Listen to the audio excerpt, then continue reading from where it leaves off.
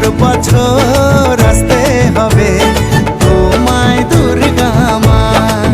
দুর্গা মা, দুর্গা মা, দুর্গা মা, দুর্গা মা, দুর্গা মা, দুর্গা মা, দুর্গা মা, দুর্গা মা।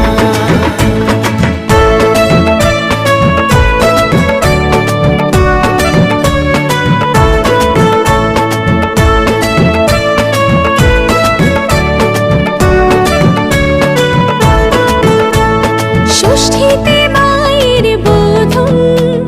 সপ্তমীতে অবগাহন, অষ্টমীর অঞ্জলি দিয়ে সন্ধি পুজোর হবে